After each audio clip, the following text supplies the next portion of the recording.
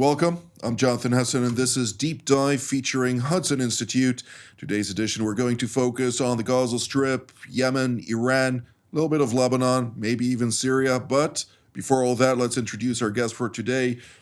From left to right, Dr. Mike Duran, formerly Senior Director of the National Security Council in Washington for the Middle East and North Africa, currently a Senior Fellow and the Director of the Center for Peace and Security in the Middle East at Hudson Institute. Next to him, Brigadier General in Reserve Yaron Rosen, formerly the IDF Chief of Cyber Staff, an Israel Air Force Commander, as well as a fighter pilot. Next to him, Brigadier General in Reserve, Dr. Amnon Sofrin, who formerly served as the Chief of the Intelligence Directorate at the Mossad Intelligence Agency, as well as a senior officer at the IDF Intelligence Directorate. It's great to see all three of you. And Dr. Duran, we'll start today with Gaza. Take it away. Well, thanks, Jonathan. It's hard for me sitting at this distance in Washington, D.C., to understand exactly what's going on in Gaza. On the one hand, we see signs that the Israelis have begun a new offensive. There's lots of reports in the press that this is going to be different in two ways. Number one, the Israeli military is going to start delivering humanitarian assistance directly to Gazans, something that it did not want to do in the past. And number two, Defense Minister Katz announced last week that the Israeli military is going to start taking and holding territory until they get satisfaction from Hamas. What's not clear to me is this a new strategy about the war in general, or is this a tactic in order to get to a hostage for prisoners deal, that the deal that Hamas has been rejecting? I'll be very interested to hear what our Israeli guests have to say about this. It's very interesting at any rate, and it reflects the fact that the Trump administration is not putting pressure on Israel like the Biden administration did by restricting arms and putting pressure, micromanaging the tactics. But I don't know exactly what's going on. General Rosen? Well, Gaza is continuing to be a conundrum. I think that the latest developments, first of all, show that Israel is trying to get out of the stalemate in the discussions. I think the Hamas has gained confidence, maybe hubris, yet again, and miscalculating what Israel will do if hostages are not released. So in some kind of hopes of getting this thing going, Israel has to get back into some kind of renewed offensive. I don't think it is anywhere close of what was before because there's not much left, but still in some kind of local incursions and hitting specific Hamas commanders and yet another brigade commander, etc., etc. The idea is just to push or try to roll this, get this the negotiations rolling again.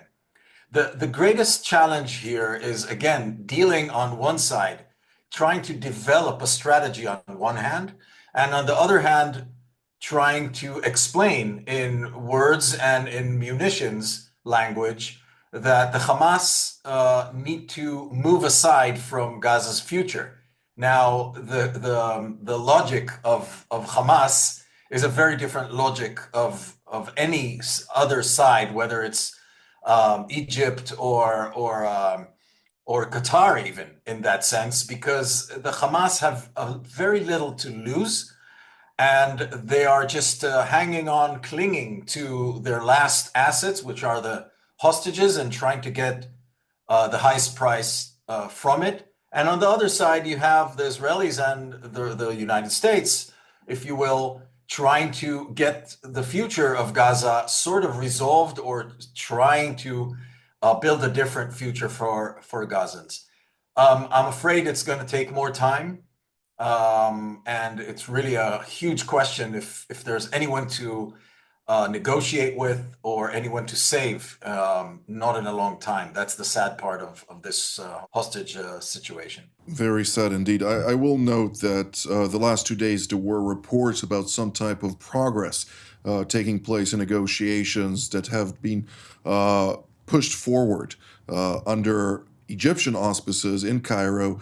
Unfortunately, that had abruptly stopped just earlier today when the Israeli delegation decided to leave the Egyptian capital following some indications that Hamas is not serious. General Sofrin?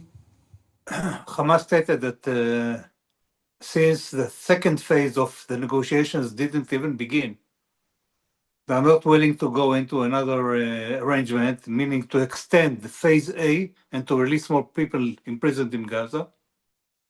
Therefore, they want to go directly to phase B.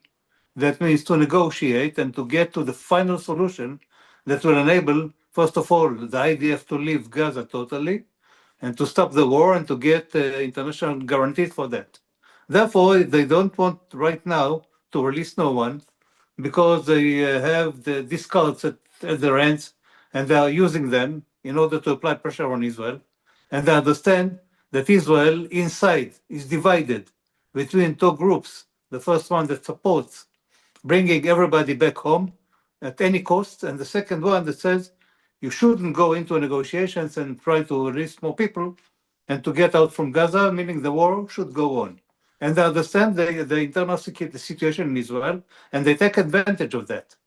And they're playing between those two groups and trying to find what they call the common solution that will enable them, on one hand, to stay in power in Gaza, to get the most of this arrangement, meaning that Israel will stop the war and they have international guarantees for that, and therefore they will begin releasing people, but it will take a long time and a long process, because as long as they hold the people in the people that are being abducted in their hands, even dead or alive, doesn't really matter.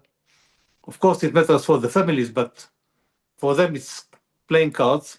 And that means that it will take a long time, and they will have the guarantees that as long as negotiations are going by and they release people, they have the guarantee that the fire will not be renewed, and that they're aiming for.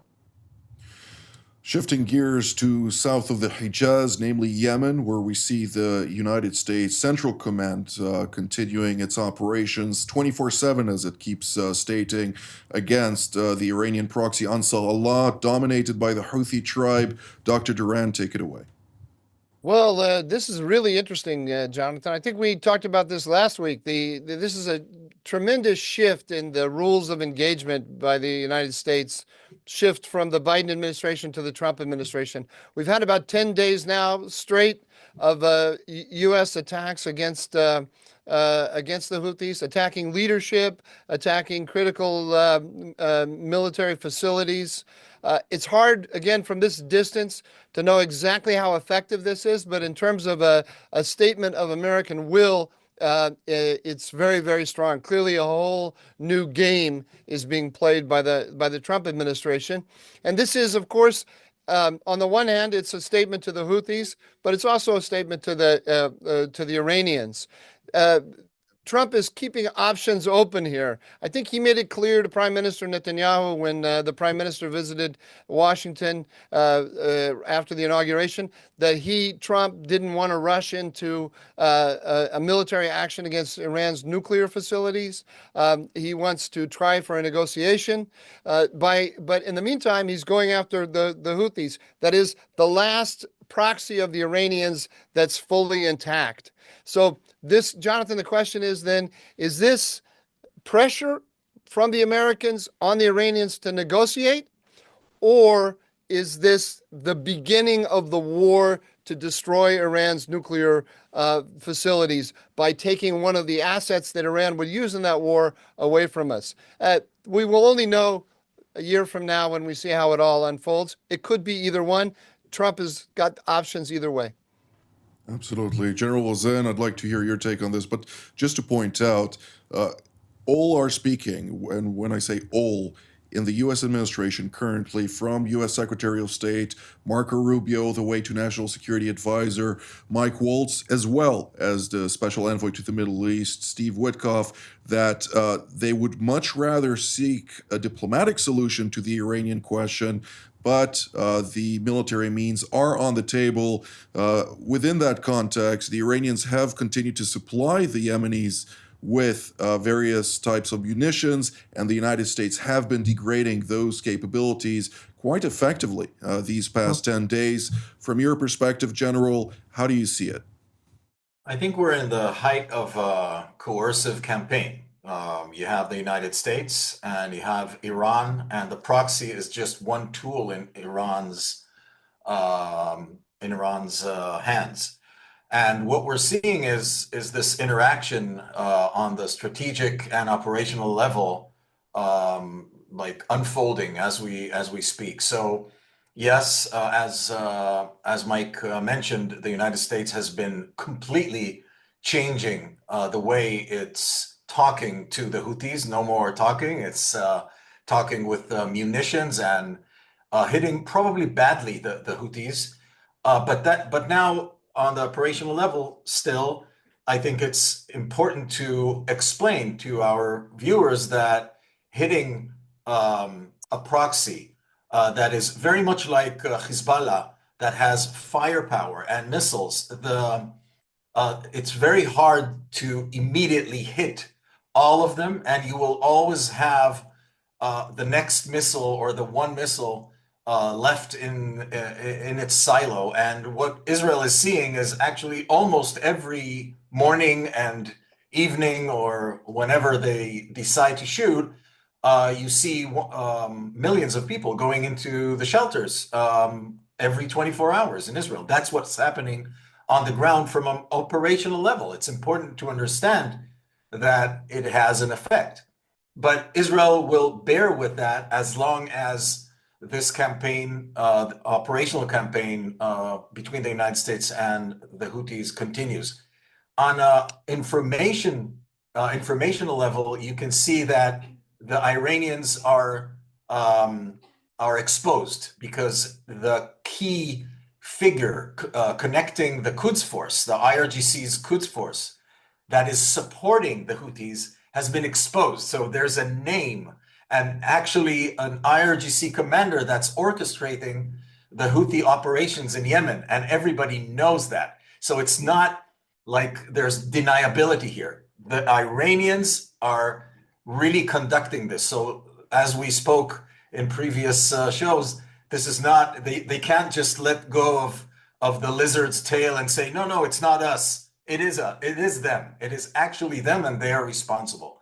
Then you go to what President Trump announced and said, if the Houthis shoot at Israel, the Iranians will be held responsible. And I wonder, when this in a coercive campaign, if you're not doing what you say you're doing, your credibility, you lose credibility, and then the other side knows that you're not serious about it. And I think the President Trump is serious, so I wonder what we're going to see next.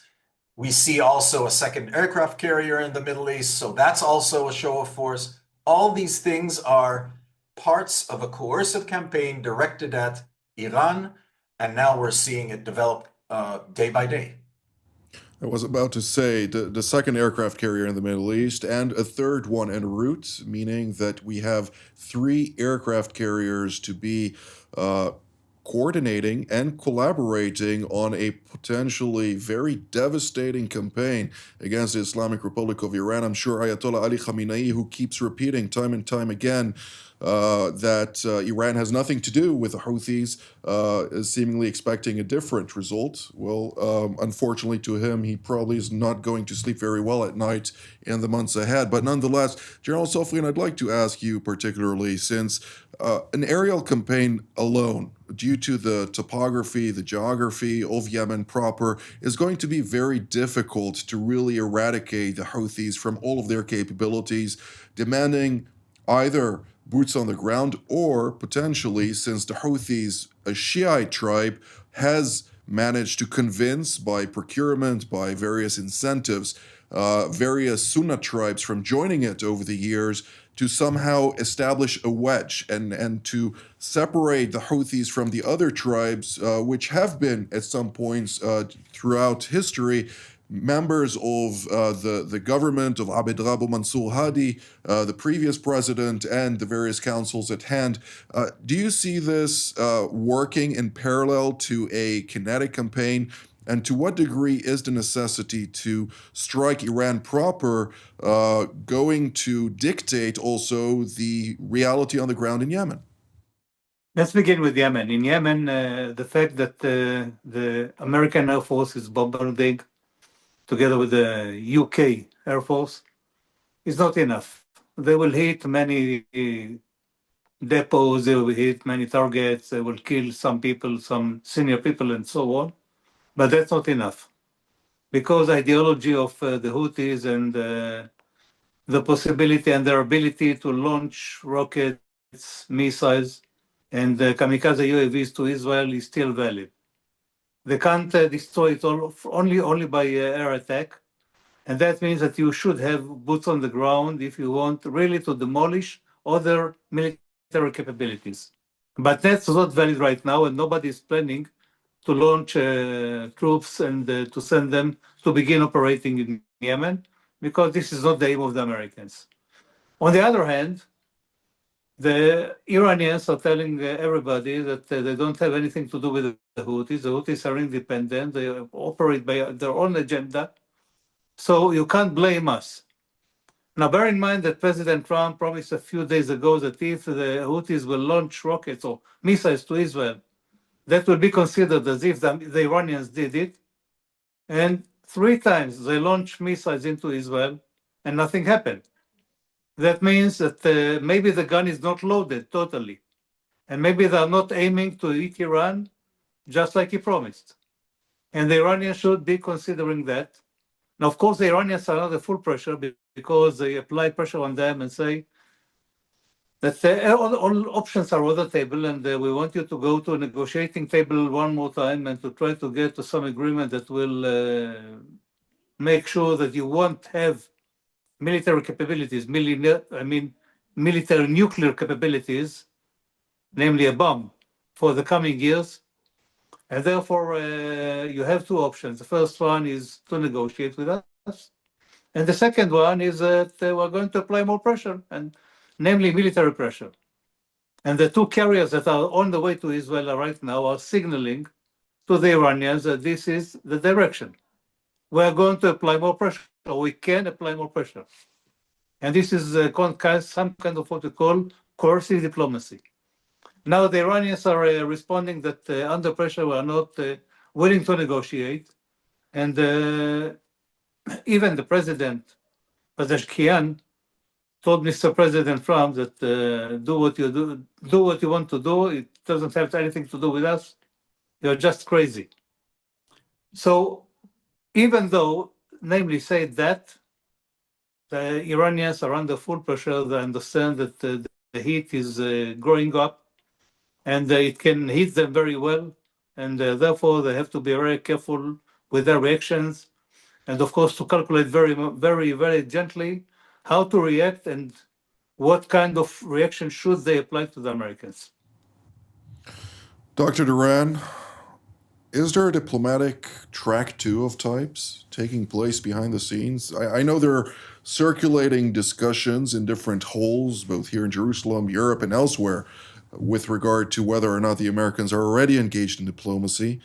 But do you know of something? And if not, what should we be considering?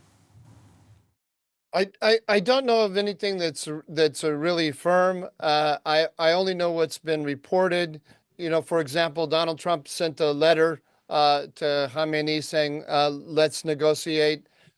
Steve Witkoff, in one of his interviews, put the emphasis not on the complete dismantlement of the Iranian nuclear program, but on verification. Over the weekend, Mike Waltz, the national security advisor, went on one of the Sunday shows to clarify, no, we are talking about the total dismantlement, including of the ballistic, and including of the enrichment, the weaponization, but also the ballistic missile program. I think in understanding the ambiguity in the American position, it's useful to read a lot of Trump's statements, not just as directed toward Iran, but also as domestic politics. Trump is riding two horses at the same time. One horse is the restraintists in the MAGA coalition. These are people like Tucker Carlson, the broadcaster, who believe that the United States should pull back from the Middle East, that should cut a deal with Iran, should distance itself from Israel, etc. These people are part of his coalition. They're involved. They have some minor but not insignificant staffing positions in the administration. And on the other hand, we have more hawkish elements like the National Security Advisor himself and like our Israeli allies. And so Trump is riding both of these horses simultaneously. That's why you shouldn't get too depressed by any statement that suggests that he's buckling to the Iranians. And you shouldn't get too excited by any statement that he's getting really, really tough with the Iranians. He's going to zigzag between those positions, hoping that there's in the end some kind of negotiation with the Iranians, but clearly demonstrating through actions and words that he's willing to put them under severe military pressure. Now, how I think Yaron's question about when will they actually hit the Iranians? When will they actually hit the Iranians in Yemen? This is a very interesting question. We have to watch and see, but not get don't hang too much. Don't hang emotionally or too much on any one statement from Trump, and don't pin any analysis on one statement from Trump. Absolutely. Well, we're drawing near to the end of the program. I'd like to have a closing statement from each of you. And we'll start with you, General Rosen. But nonetheless, if you can throw in there a little bit of Lebanon, since there was some exchanges of fire over the weekend. Yeah, Israeli airstrikes and rising tensions, if you will. Someone shot missiles on Metula, the north town of Metula, and Hezbollah said, again, it's not us. I wonder, things are just flying around in the Middle East and no one's responsible. Mike would say that I shouldn't be too excited about it. But in Israel, people are trying to go back to their normal lives, especially in the north. 10% of the people of the town of Metula have only returned because it is hard to know where this is going. So these are very tense times for the northern part of Israel, which is trying to get back on its legs economically, going back to their normal lives, going back to schools. All these things are going to take still time. And I think the governments of Israel and Lebanon and the United States need to be very, very creative. And I keep talking about Lebanon as being actually a place where we have to change some of our paradigms and try to get actually Lebanon as a first foot of stability, because that's where I see the most potential for change, because internally, politically, Lebanon is trying to be a state again, because Hezbollah is now weakened enormously, not disappeared, but weakened enormously. You're hearing sounds and political declarations that you would never dream of hearing. So I would urge the United States and the Israeli government to work on Lebanon and Saudi as a route for stability, then Gaza actually, but days will tell. Well, a new motto: make Lebanon a state again. Closing sentence, half a sentence. General Sofrin and Dr. Duran, go ahead. When we speak about Lebanon, I agree with what Yaran said, and just bear in mind that the president and the prime minister condemned these actions, and they said that only the government of Lebanon should decide whether it's peace or war, and nobody else is going as a title to do that. Of course, the Hezbollah denied that they shot these rockets into Israel, trying to launch these rockets in Israel. And the second issue is to speak about the Syrian front, and just to mention one fact, that the Russians are back and are trying to negotiate with the new regime of al-Shara to get back and to stabilize its position in Syria as before, and to maintain their presence in these two bases of Hamaymim and the naval port of Tartus. Dr. Duran? I just want to direct everybody's attention to the most important thing nobody's talking about, and that is the protests among the Azerbaijani Turkish population in northwest Iran over the weekend, particularly in a town called Urmia. The people went out. These are Turkish speakers who make up Turkish Azerbaijani speakers who have a lot of affinity to the country of Azerbaijan. They make up between 1/5 and 1/3 of the entire population of Iran. They're very unhappy, and their unhappiness is the thing that scares Ali Khamenei more than anything else in the world, more than Donald Trump, more than maximum pressure. It's that 1/3 of his population may actually be loyal to the country next to them and not to him. It's a beautiful thing. I almost feel sorry for Ali Khamenei watching his project crumble before his eyes at his advanced age. It's not a pretty thing for him. Gerald Sofrin, Gerald Rosen, and Dr. Duran, thank you so very much for all of your very valuable insights. And I'd like to thank all of you at home as well.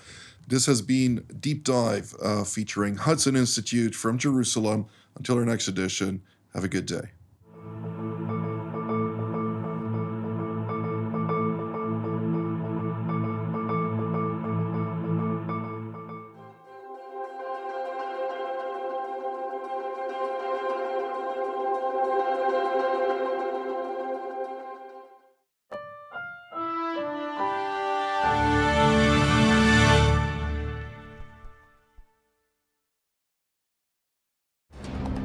For more of TV7's productions and editorials, we invite you to visit our website at TV7israelnews.com.